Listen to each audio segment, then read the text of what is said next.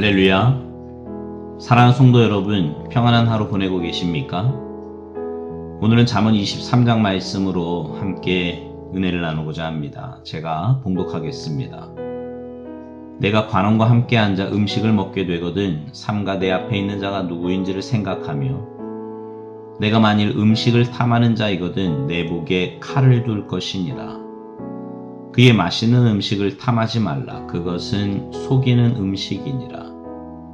부자 되기에 쓰지 말고 내 사사로운 지혜를 버릴지어다. 내가 어찌 허무한 것에 주목하겠느냐. 정령이 재물은 스스로 날개를 내어 하늘을 나는 독수리처럼 날아가리라. 악한 눈이 있는 자의 음식을 먹지 말며 그의 맛있는 음식을 탐하지 말지어다. 대저 그 마음의 생각이 어떠하면 그 위인도 그러한즉 그가 내게 먹고 마시라 할지라도 그의 마음은 너와 함께하지 아니함이라. 내가 조금 먹은 것도 토하겠고 내 아름다운 말도 헛된 대로 돌아가리라. 미련한 자의 귀에 말하지 말지니 이는 그가 내 지혜로운 말을 업신여길 것임이니라. 옛 지게석을 옮기지 말며 고아들의 밭을 침범하지 말지어다. 대저 그들의 구속자는 강하시니 그가 너를 대적하여 그들의 원한을 풀어주시리라. 훈계에 착심하며 지식의 말씀에 귀를 기울이라. 아이를 훈계하지 아니하려고 하지 말라. 채찍으로 그를 때릴지라도 그가 죽지 아니하리라. 내가 그를 채찍으로 때리면 그의 영혼을 스올에서 구원하리라. 내 아들아, 만일 내 마음이 지혜로우면 나 곧 내 마음이 즐겁겠고 만일 내 입술이 정직을 말하면 내 속이 유쾌하리라. 내 마음으로 죄인의 형통을 부러워하지 말고 항상 여호와를 경외하라. 정령이 내 장래가 있겠고 내 소망이 끊어지지 아니하리라. 내 아들아, 너는 듣고 지혜를 얻어 내 마음을 바른 길로 인도할지니라. 술을 즐겨하는 자들과 고기를 탐하는 자들과도 더불어 사귀지 말라. 술 취하고 음식을 탐하는 자는 가난하여질 것이요 잠자기를 즐겨하는 자는 헤어진 옷을 입을 것임이니라. 너를 낳은 아비에게 청종하고 내 늙은 어미를 경히 여기지 말지니라. 진리를 사되 팔지는 말며 지혜와 훈계와 명철도 그리할지니라. 의인의 아비는 크게 즐거울 것이요 지혜로운 자식을 낳은 자는 그로 말미암아 즐거울 것이니라. 내 부모를 즐겁게 하며 너를 낳은 어미를 기쁘게 하라.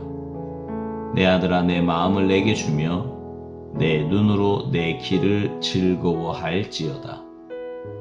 대저 음녀는 깊은 구덩이요 이방 여인은 좁은 함정이라. 참으로 그는 강도같이 매복하며 사람들 중에 사악한 자가 많아지게 하느니라. 재앙이 네게 있느뇨, 근심이 네게 있느뇨, 분쟁이 네게 있느뇨, 원망이 네게 있느뇨, 까닭없는 상처가 네게 있느뇨, 붉은 눈이 네게 있느뇨. 술에 잠긴 자에게 있고 혼합한 술을 구하러 다니는 자에게 있느니라. 포도주는 붉고 잔에서 번쩍이며 순하게 내려가나니 너는 그것을 보지도 말지어다. 그것이 마침내 뱀같이 물 것이요 독사같이 쏠 것이며 또 내 눈에는 괴이한 것이 보일 것이요 내 마음은 구부러진 말을 할 것이며 너는 바다 가운데 누운 자 같을 것이요 돛대 위에 누운 자 같을 것이며 내가 스스로 말하기를 사람이 나를 때려도 나는 아프지 아니하고 나를 상하게 하여도 내게 감각이 없도다. 내가 언제나 깰까 다시 술을 찾겠다 하리라. 아멘. 사람이 살면서요 많은 사람들과 관계를 맺고 살아갑니다. 특별히 요즘은 SNS가 활성화되면서 사람들은 많은 사람들과 여러 가지 관계를 맺으며 살아가지요. 근데 여러분, 우리 인생에서 가장 중요한 영향력을 끼치는 사람을 들라고 한다면 아마도 부모님일 겁니다. 부모와의 관계는 모든 사람에게 가장 큰 영향력을 끼치지만 내가 선택해서 관계를 맺은 분이 아니라 이미 정해져 있는 분이에요. 그리고 부모는 사람이 태어났을 때 가장 먼저 맺는 관계입니다.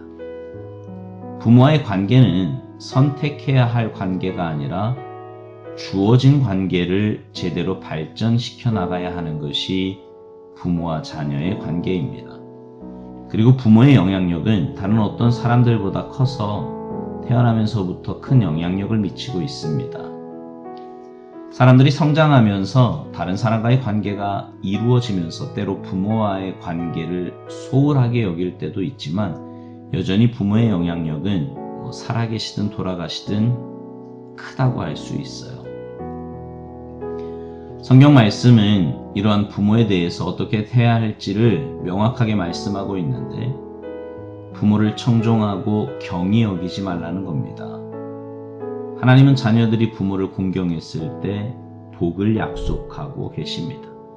오늘 본문 22절 말씀을 보세요. 너를 낳은 아비에게 청종하고 내 늙은 어미를 경히 여기지 말지니라. 이 말씀을 통해 하나님은 부모님을 어떤 존재로 자녀에게 주셨으며 하나님은 자녀들에게 부모를 어떻게 대하기를 원하시는지 함께 은혜를 나누고자 합니다. 먼저 하나님은 부모님을 당신의 대리자로 자녀들에게 주셨습니다. 사람의 생명은 하나님께로부터 나온 거예요. 근데 하나님은 이 땅에 생명을 주실 때 부모님을 통해서 있게 하셨습니다. 뿐만 아니라 하나님은 자녀들이 부모님을 통해서 사랑으로 양육될 수 있도록 하셨어요.